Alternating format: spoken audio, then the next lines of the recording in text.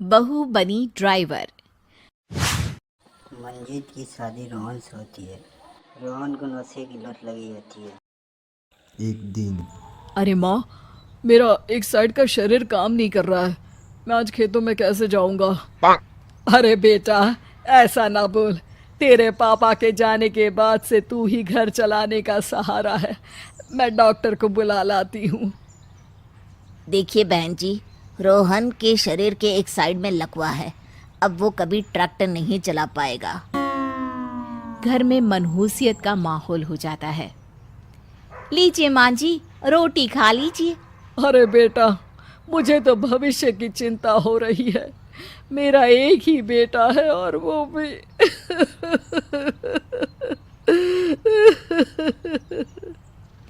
माँ जी, आप चिंता न करें। जब तक ये बीमार है मैं खेत जाकर काम कर लिया करूँगी। वैसे भी नशे के कारण इनका शरीर काफ़ी कमज़ोर हो गया है। अगले दिन मंजीत खेत से काम कर घर पे लौटती है। ये ले बेटा, पानी पी ले। कैसा रहा काम का पहला दिन?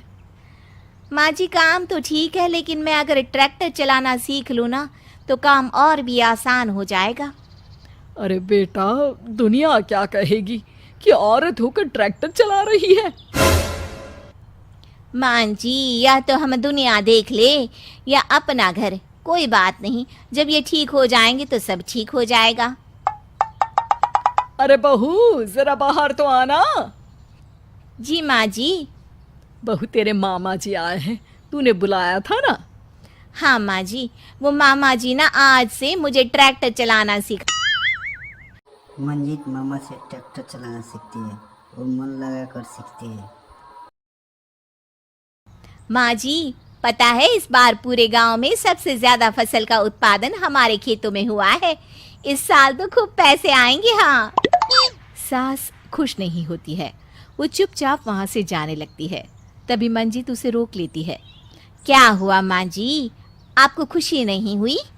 बेटा, आज डॉक्टर साहब बोल रहे थे कि रोहन के ठीक होने के लिए 5 लाख रुपए की ज़रूरत है।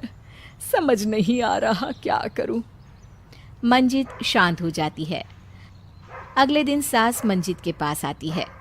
बेटा, ये मेरे गहने हैं। इसे अपने गहनों के साथ जोड़कर सुनार को दिया। जितने पैसे हो ले आ, डॉक्टर को आज ही देने हैं। मंजीत अपने गहने और सास के गहनों को लेकर दुकान में बेचकर पैसे लेकर घर आ जाती है। माँ जी, सिर्फ 3 लाख रुपए का ही इंतजाम हो पाया है। बाकी के पैसे कैसे आएंगे? बेटा, अब तो एक ही चारा है, हमें ज़मीन भी बेचनी पड़ेगी।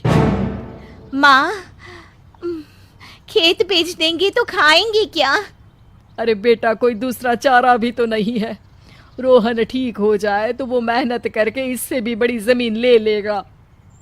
सास बहू मिलकर खेत भी बेच देती है। अब पूरे पैसे लेकर सास डॉक्टर के पास जाती है। डॉक्टर साहब, ये लीजिए सारे पैसे। बस किसी तरह मेरे बेटे को ठीक कर दीजिए। आपका बेटा ठीक तो हो जाएगा, लेकिन 6 महीने का समय लगेगा। सास बहू सोच में पड़ जाते हैं कि अब तो कोई जरिया भी नहीं रहा जहाँ से उन लोगों को कमाई हो। अब कमाएंगे नहीं तो खाएंगे क्या? खाएंगे कहाँ से? माँ जी, मेरे माता पिता ने लड़की होने के कारण मुझे ज़्यादा पढ़ाया लिखाया नहीं, लेकिन ट्रैक्टर चलाना सीखकर मैं कुछ काम करने के लायक तो हो ही गई हूँ। अरे बेटा, ट्रैक्टर अब कहाँ चलाएगी? खेत तो बिक गए हैं। माँ जी, मैं किसी और के खेतों में दिहाड़ी में काम कर लूँगी, कुछ तो पैसे आएंगे ही ना। ये कहकर मंजीत काम करना शुरू कर देती है। जैसे तैसे गुजारा चल ही रहा था। माँ जी, पास के अस्पताल से मुझे नौकरी के लिए ऑफर आया है।